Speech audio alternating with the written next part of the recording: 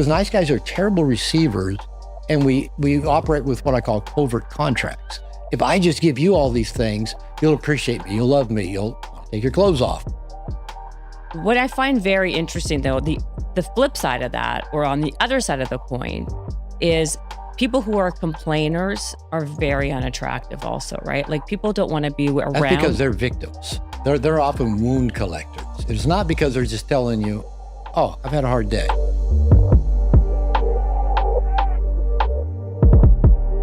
Thank you for being on the podcast. We have Dr. Robert Glover, and he is the leading expert, PhD, what do we say? Is that PhD? Doctorate in marriage and family therapy. He said I shouldn't call him a psychologist, even though that's where that's what everything is coined as. The psychologists get all pissed off and, stuff like that. All right. We don't want that to happen. No. And what he is an expert in is nice guys. He wrote a book that's still a major bestseller called No More Mr. Nice Guy.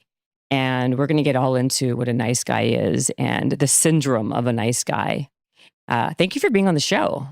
Thank you for inviting me. It's always fun to come back to LA. I get here on the day that they impose a curfew on downtown Los Angeles. Can you believe? Yes, this is what's happening right now. Let's get into it. Mr. Nice Guy. How would you even, what is your definition of a nice guy? Let's start with the basics. Okay. Elevator pitch, nice guy. Yeah. It's a man who's inaccurately internalized an emotional belief that he's not okay just as he is. Probably has happened very early in life. Can begin at 3 weeks old, 3 months old, 3 years old. We can go more into that. But because he believes he's not okay just as he is, not lovable, he tries to do two things. One, become what he thinks other people want him to be, so he'll be liked and loved and get his needs met. And the second thing is try to hide anything about him that might get a negative reaction. It might get him punished, abandoned, scolded, shamed. So he's walking around like a chameleon, trying to become, trying to hide, and there's no real him in there. That's so interesting. So what about this idea of, like, some people have a disposition and their temperament is just kind of more passive and nice and easygoing. That's me. That's you. But what you're saying is this nice guy, when someone says, oh, he's such a nice guy, it's this other type of situation where it's more of a facade, so to speak. Nowadays, that's not a compliment. No, I know it's not a compliment people at all. Don't take that well. Yeah, because what we think of now, and what I write about in No More Mr. Nice Guy, is a guy that is passively pleasing, conflict avoidant, goes along to get along, doesn't want to rock the boat, doesn't want anybody pissed at him. So there's no real him there. So often he's not honest, he's not transparent, he's not straightforward. You don't know what he really thinks, wants, and feels. And as a result, he's often frustrated, passive aggressive, and could even be extremely not nice at times. If all those conversations he's rehearsed in his head about why you're not appreciating him enough or giving him enough or why you don't like him or treat him better, all of that builds up and it comes out and he's not at all very nice. And so the nice guy actually is not a nice guy. Depends on when you catch him. Right. Well, the core problem is he's inauthentic. You don't really know who he is. And deeper than that, the nice guy, and I'm a recovering nice guy. So I tell people my book is my autobiography. I just use other people's stories to tell mine. Right. I thought that was a good thing, that I was a nice guy. I was different from my father. My father was selfish and I guess we'd say patriarchal, would boss my mother around. Mrs. Glover, get me that. Mrs. Glover, do that for me. And my mother even told me at a young age, she was raising me and my brother to be different from our father. I grew up during the angry feminism of the 60s and 70s. Every man's a rapist, and erection's a sign of aggression. So I didn't want to be that bad guy that disappointed women, pissed them off, hurt women. And so really what a nice guy does is he starts just taking everything off the table. I can't be that. I can't be that. I better not be that way. Or women complain about men that are that way. So there's no real him left there anymore. And he doesn't even realize that. He doesn't often realize how hard he's working to get people's approval. So, if you and I are having a conversation, if you nod and you smile, well, I'll keep doing more of that, right? I got that smile. Even got the dimples a little bit. Oh, good, I'm on the right track. But if you kind of lean back or scowl I won't say that again, or I better explain what I meant by that. And so again, is Chameleon like, and he's not happy. He's not getting his needs met. He's going along to get along. And the people around him, number one, they're nice guys aren't very attractive. We think we're going to make women like us, but usually women are disinterested. They may take advantage of us or walk on us, but they're not going to ever be real interested in us. And if you do get close to them, you get that passive aggressiveness, the occasional blow up, the victim puke that I talk about in the book. So, and nice guys tend to be underachievers. We're good at being good, but not great at being great. So there's a whole, that's so interesting. A lot of issues that go with it. So nice guys are technically, or not technically, are usually underachievers, not overachievers. I have an online course I wrote 20 plus years ago called Nice Guys Don't Finish Last, They Rot in Middle Management. So they're good at being good because they're conscientious, but they don't want to rock the boat. They don't take risks. They won't go start their own company. They'll think about it for years, but again, they go along to get along. They're codependent in the workplace. They'll help their coworker get their stuff done, but their stuff gets neglected. Everybody else gets the credit. So yeah, they often fail to live up to their full potential. And it's a piece I've struggled with. I've hit a number of glass ceilings in my life that how come this is as far as I seem to be able to go? But it's because a nice guy's nervous system can't handle all that visibility, all that extra demand that we think is going to be out there, the fear of failing, looking bad, making a mistake. Because again, we want to look good. We want everybody to think we're good. So trying to be good enough really prevents us from truly living up to whatever our potential might be. So usually they're wearing a mask. Nice guys are typically wearing a Good way to mask. put it. And a lot of times, like I always notice that the people who always seem not necessarily a nice guy, but the people who always seem perfect on the outside are usually the most broken on the inside.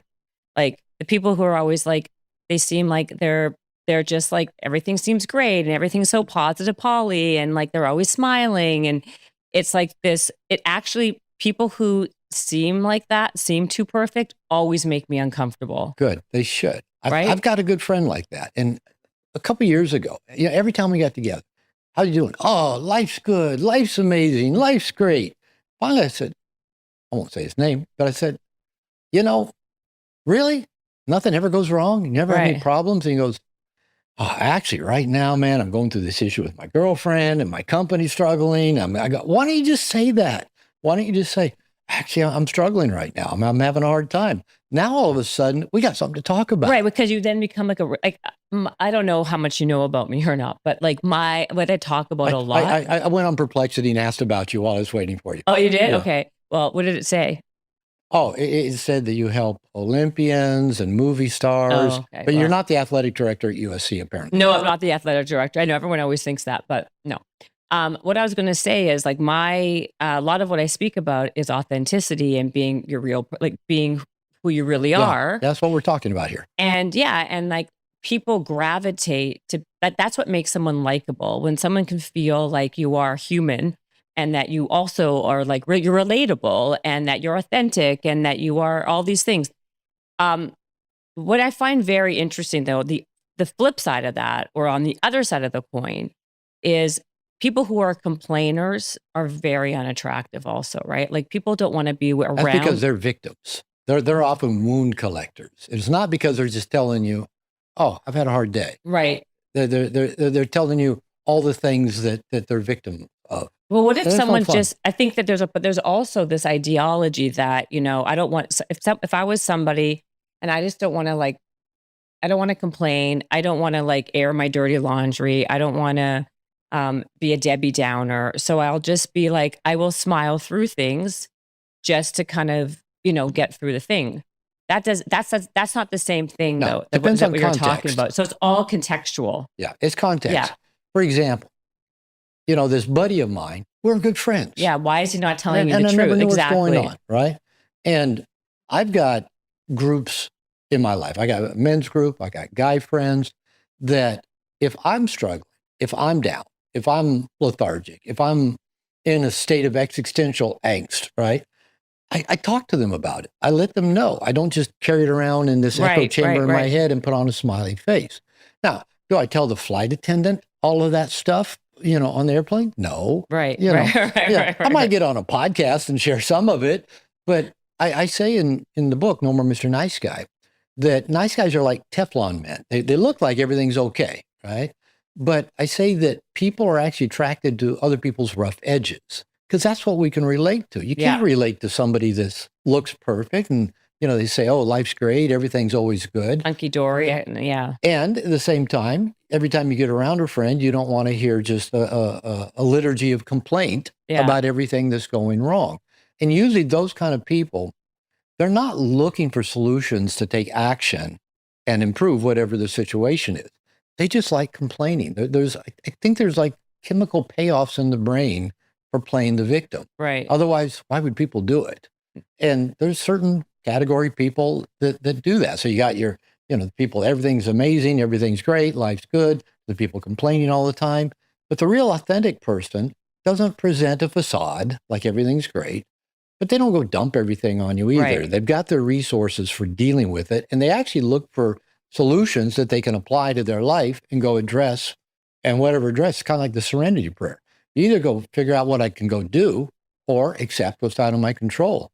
But once you accept that it's out of your control, you don't complain about it. You just go, okay, this is what is. What are the psychological roots of how someone becomes a nice guy in the first place? Well, you mentioned earlier, one, that I think is where a lot of nice guys begin, is our temperament. And you've got kids, apparently. More than one? Two. Did they pop out the same? No, exactly.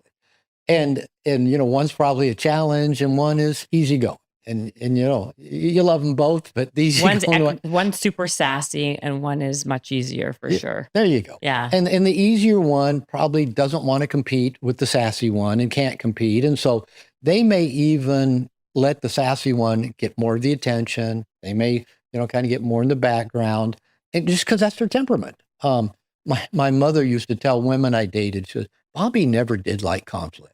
I go, thanks, Mom.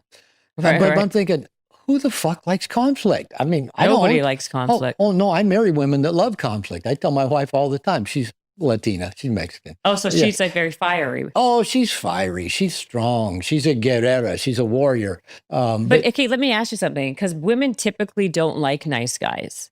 They're not. It's not that they don't like them. There's nothing to flip the switch to turn them on to say, yeah, I want that. But why do women why do women always, women are usually more attractive to a jerk or one of these guys who are more aloof and rough around, kind of doesn't give you the attention. What is the reason for that? Oh, you want to go down that rabbit hole? Yeah, I do. All right, let's go, man. Yeah. So there's probably a number of reasons for it. Okay. Probably the core part of it is evolutionary, that, the men that had the most capability of providing and protecting for the females in the tribe probably weren't the most available. They probably weren't the ones sitting around and go, yeah, I hear that Debbie pissed you off. Man, that was really hurtful of her to say that. No, they're out killing stuff, right? They're out warring stuff. They're the ones that are going to provide and protect. They're the ones that are going to bring back the food, the furs, and the fucks. So those are the ones that evolutionary, that, yeah, that's a turn on. The nice guys, I refer to them as girlfriends with a penis. Yeah, they'll listen to you talk about this and talk about that, and they'll hide their sexual agenda from you, hoping if they hide their sexual agenda, they're not one of those bad guys that only want one thing that we've heard women complain about. Right. The irony is, if I pretend like I'm not interested in you sexually, you might want to take your clothes off, right? There's no logic to it, but it fits nice guy logic. So I actually I have a whole class I call positive emotional tension. Okay. The basic premise is that women have to experience emotional tension with a man to be attracted to him, aroused by him, and stay attached over time. Unfortunately, most men, but especially nice guys, do not like emotional tension, especially in relationship. We want everything smooth and calm and predictable. And so while the nice guy's trying to keep everything smooth and calm and predictable, there's no emotional tension to turn your crank, get you excited, go, yeah, he's interesting. And so I tell guys, It doesn't matter to women. It's a generalization. Doesn't matter if it's what I call negative emotional tension or positive emotional tension. Positive emotional tension typically feels good to everybody. Negative emotional tension usually feels bad to the guy. The woman doesn't care. You can slam cabinets, you can give the silent treatment, you can scream. That feels fine. But for most women, they don't care. But for guys, nice guys, no, I got to fix that, got to fix that, got to fix that. And I tell guys, either you create the positive emotional tension, create some healthy coming together and moving apart, not too much availability, a little bit of unpredictability, a little bit of playfulness, some leadership, some telling her what to do, tell her to do what she already wants to do. A little bit of that creates emotional tension for the woman. And I said, if you don't create that, if the woman wants that connection and arousal and attachment to you, she'll create the kind of tension you don't like. She'll flirt with your best friend. She'll give you the silent treatment. She'll slam cabinets. She'll throw dishes down. She'll be cold. Are they doing that subconsciously to get a reaction? Both. Okay. You tell me, because women have told me, I've started fights when I'm bored. Women have told me that. And I'm a therapist. I've listened to a lot of stories. I don't know if I do it on purpose or not. But what you maybe do to express frustration, I don't know if you throw dishes down or slam cabinet doors or give the silent treatment. You probably do something when you're I'm perfect. What are you talking You're about? perfect. Yeah. Just keep drinking those shots, right? Yeah. So, but what I'm saying, even if you're distracted with something, and let's say if you're with a nice guy, you'll go, oh, there's something wrong. I haven't heard from her. She hasn't messaged back. She's this, she's that. And he'll go try to fix it, make sure everything's okay and make it better. And to most women, that doesn't feel good. It feels like a little boy trying to make sure, mommy, you okay? Is everything all right? Do you still love me? Do you still like my pee-pee? Everything okay? And again, most women aren't turned on by a little boy. And that's how nice guys are. We're still seeking the approval of a woman. I'll share a quick quote with you. One of my No More Mr. Nice Guy coaches wrote a book called Sipping Fear, Pissing Courage. Really good book. So about addiction in men. It'd be a fun interview too. Oh, is it? What's it called? Sipping Fear? Sipping Fear, Pissing Courage. Okay. And there's a line in that book, and I was actually driving in my car from California to Washington one time, listening to the audiobook. And there's a line in the book that says, a man does not mature until he quits seeking the approval of a woman. And I started trying to replay that over and over again on CarPlay. And I finally just pulled off the freeway, off I-5, and just listened to it. Even bought a hard copy to read it, because that really resonated with me and what I teach men and what I'm working on. If I'm seeking the approval of a woman, if I'm seeking the approval of you, I'm going to give you a shitty interview, right? It's going to be passive and tame. And people aren't going to want to watch it. But if I don't care if you approve of me or not, that doesn't mean I'm going to try to piss you off. But if I don't care, we'll have a lot better conversation. You'll be more interested. I'll have more fun. Your viewers will be more interested. So as long as a man is seeking the approval of any woman, he's still a little boy. And we don't truly get initiated into the tribe of adult masculine men until we give up that need for feminine approval. Now we recognize we have what the women want. We've got the things that evolution wired you to be attracted to in men if we're not seeking your approval. So that is such a key piece with nice guys, is confronting that. I got to make the woman happy. I have to have her approval. I have to, she's always got to be nodding and smiling at me all the time. So there we go. I've got you well trained. You did, exactly.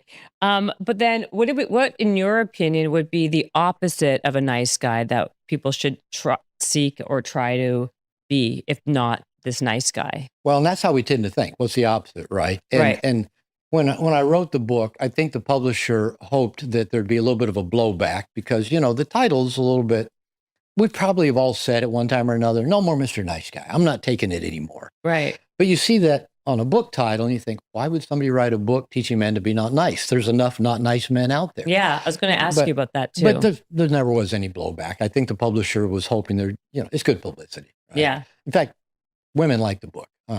All the emails I get, women say, thank you. This is great. I just got a long email from a woman just yesterday telling me how much it helped her understand the men in her life. What I find very interesting and what I like about you is you don't mince words, right? I think we live in a time when people are trying to be very PC.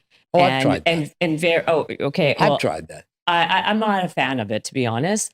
I like, to your point, like I rather just like shoot from the hip, and the people who appreciate it, great. And if you don't, well, then I'm not your vibe, and that's fine too. Exactly. And I do believe that being that way, you'll attract the right people too, right? Like No that doubt. your tribe or the people or the men or the women or whatever will like like you for the right reasons. So because you can't, the facade eventually comes down anyway. But like the way I was going to say why women will like this is it may not be 2025, friendly with masculine, like toxic masculinity and all of these things we're going to get into later. But I do believe it's very accurate. Like there is like, especially for women, I think women like men who are like somewhat more strong than they are, who can like lead, who can make a decision, be decisive, and kind of like, kind of not put you in your place, but like have like some kind of backbone where they're much more masculine, Well, let's roll that in with the other question we didn't finish Yeah. about what's the opposite What's of a the nice guy? opposite? Yeah. Because a good term for what you're talking about, we'll call it polarity. And we Polarity can is a come good back word. to Yes. that. Yeah. Yeah. What we usually think of, kind of going back to the title of the book, well, if it's not teaching men to be not nice, what is it doing? Because we tend to think black and white. Yes. It's this or that, Like, right? does that mean it's a jerk? Yeah, no. And I say that in the book, that I'm not Yeah. teaching men to be jerks. There are enough jerks out there. We don't need to teach more men And to by be the way, there's a jerks. book called The Game. That's basically what that is. Like that, there's a whole, Yeah. you know, that whole thing, I know the right? book, Neil Strauss, yeah. Neil Strauss, Yeah. like this whole thing is about like, if you show disinterest and if you play these games and Yeah, don't they and turn it not into pay a game. attention to Right. the girl, they're gonna like automatically like you. That also is like kind of like That's again going from one extreme That's to one- another. That's exactly. written by a guy. Neil says he now wishes he hadn't written the book, but I assume he still takes the royalty checks. Yeah. That one from a guy that low self-esteem, didn't know how to talk to women, and let's go to the other extreme. Now we're going to do this and play on women's low self-esteem and try right, to manipulate them. right. Being authentic doesn't do that. Being authentic is just you being you. And when talking about what's the opposite of a nice guy, the way I look at it is that I think the nice guy and the asshole are actually on the same continuum. I think both of them are living in what we'll call fight, flight, freeze nervous system. They're both in sympathetic nervous system. Mm-hmm. The nice guy is in flight, freeze, or fawn, trying to manage their anxiety and manage situations around them. The asshole jerk is in fight mode. So he actually just intimidates people to manage situations. I think they're both in sympathetic nervous system. So just guys will say to me, well, I know being a nice guy isn't the right, but I don't think I want to be a jerk. I need to find a happy medium. And I go, I don't know what the tipping point is between two toxic extremes because they're both on the same continuum. So what I teach is we actually have to rise up above, not just become more this way, right? Become more like the asshole jerk. We have to become more conscious. We have to become more assertive. We have to become more differentiated. That's the ability to ask ourselves, what do we want? What's important to me? And then follow through on it. We have to learn to have boundaries. We have to learn to make our needs a priority. Those are all things that make us healthy, authentic adults, not one or the other down here. And as you've indicated, if we're just talking about polarity in relationship between men and women, I think most women are going to find this guy a lot more attractive than either this one. But I have empathy for women because if you think about it, through most time, these were your two picks in men. You either pick the asshole jerk or the passively pleasing doormat. Mm-hmm. This one kind of turns you on, but he's going to, sleep with your sister, do drugs, steal your money, shit like that, lie to you. This guy, he's going to look like, he's going to treat you well, do things for you, but he also might sleep with your sister, lie to you. Would the nice guy do that though? Oh, they do because everything that nice guys do is most of it is they go underground at a pretty young age. They go along to get along, so they hide their wants and their needs. So yeah, that is one issue with nice guys is that they'll surprise you. Go, where'd that come from? I didn't see that coming because I thought everything was okay until fill in the blank. What are some like subtle signs that women can look out for that the guy is a nice guy, besides the Besides, obvious he doesn't ones? turn you on. Besides the fact that, he doesn't turn you on, and or that they're people pleasing and all these things. Because like you were just mentioning, like, and I also read in your book, like a lot of the nice guy, I guess a lot of the obvious or not so obvious character traits of a nice guy is a lot of it's embedded in shame Shame and and anxiety. in anxiety. They have a lot of shame and anxiety. Can you just expand on that a little bit? Yeah. When I wrote No More Mr. Nice Guy, I wrote it over 25 years ago. It took about 6-7 years to write it. Just quickly, a lot of publishing companies back then said, Robert, we like your book. It's well written, but our marketing department says men won't buy a self-help book. I said, well, if you don't publish them, they can't buy them.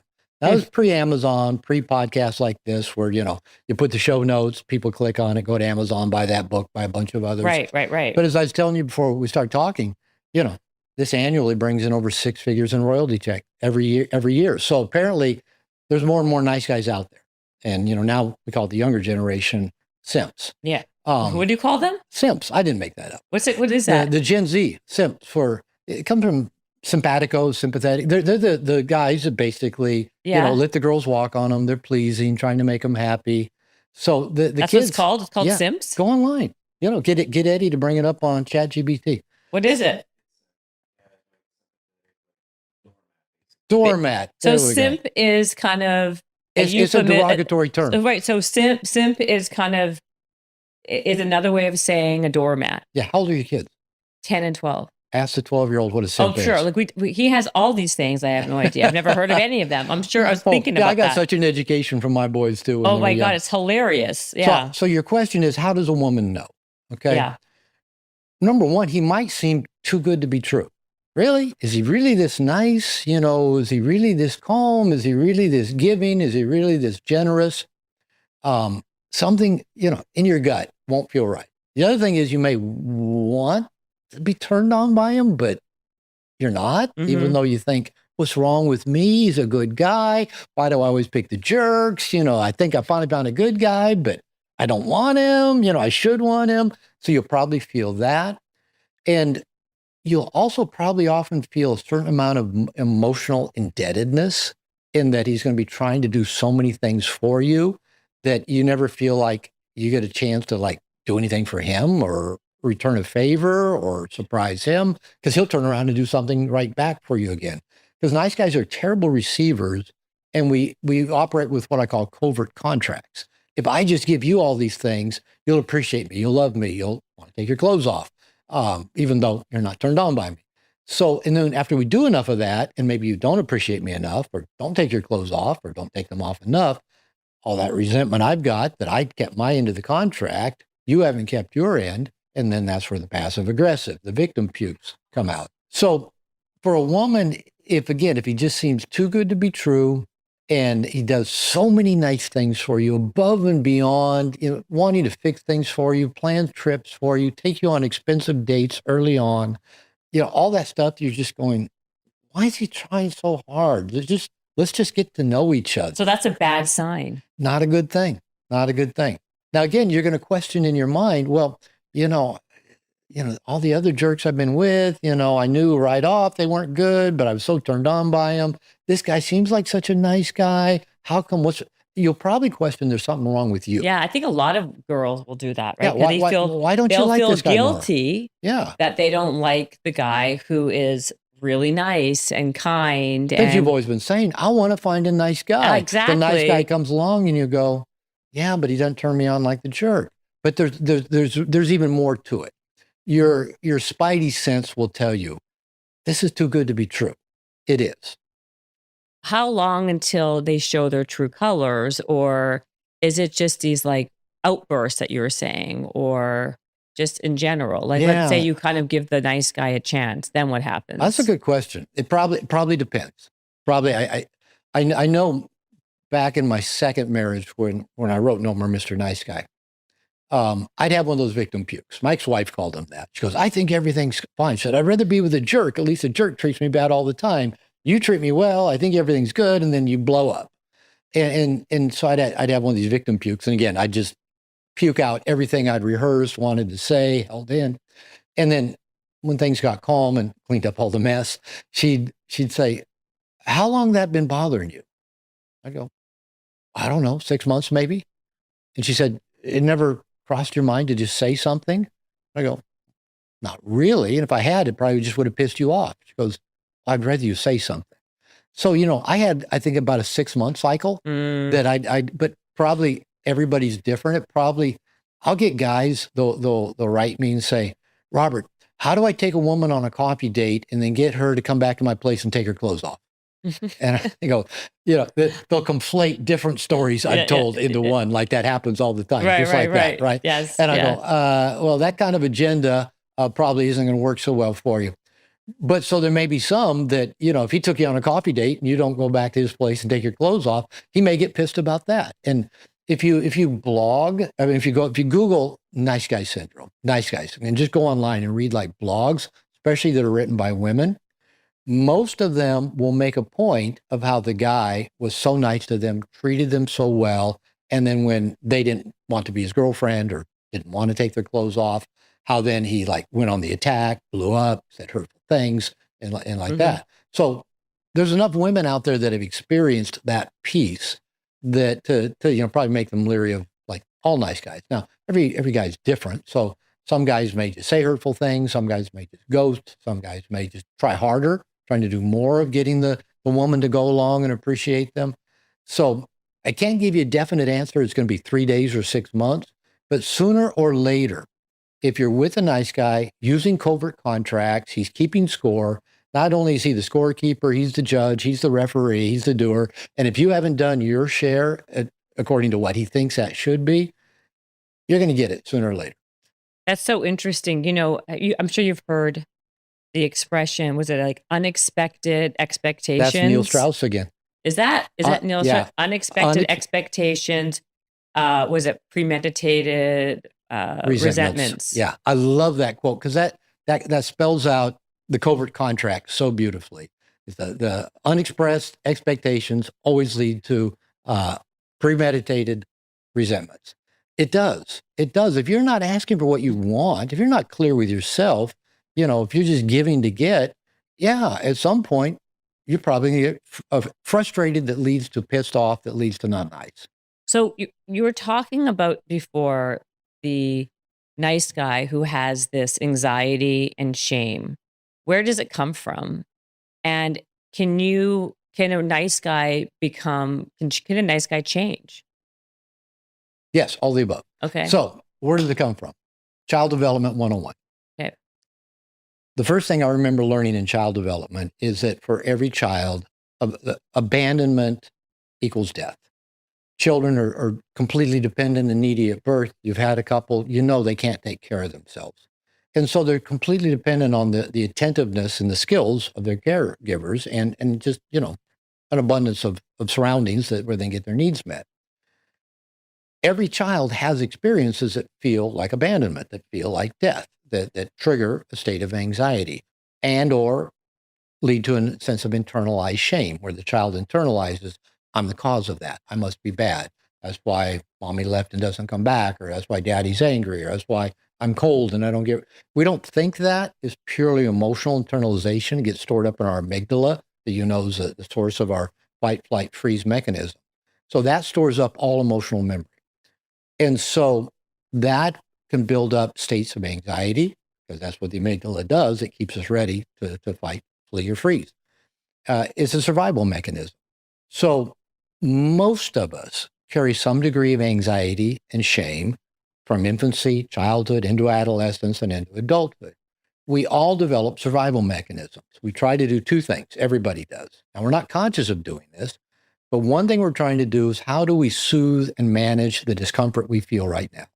That state of anxiety, dis-ease, discomfort. I sucked my thumb until I was in kindergarten. So that's one way I managed my states of anxiety. Right.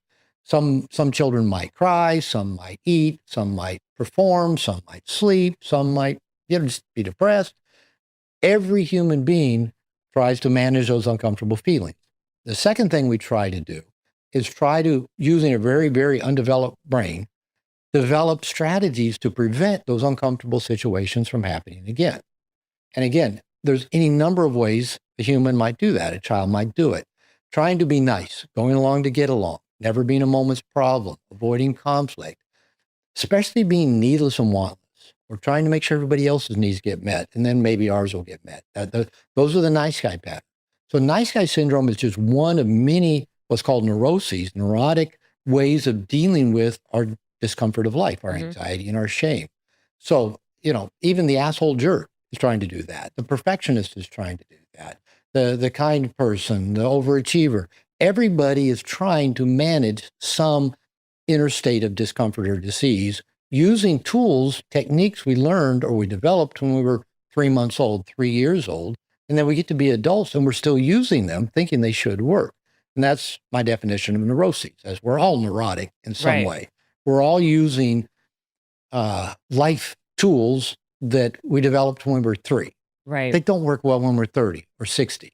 And so that's really what life is about, is learning through therapy, through coaching, through experience, through lots of different avenues, how to shed those old neurotic roadmaps and develop healthier ones. I'm sure it's what you do in teaching people to be authentic, because most of us thought, I'll hide these things about me because that leads to me getting hurt. Well, then as we hide things about us, we also wall ourselves off from being loved and treated well and people being able to give to us. Well, I think eventually when you acquiesce to, like, I think there's a lot of things, but before I even get into that part, I think the word nice guy is difficult because everyone wants to have someone who's like a nice person, right? Like, just because you're authentic and ask for what you want in life and are demand and strong, or like kind of like, let's just go with authentic, doesn't mean you're not a nice person. No, they're not.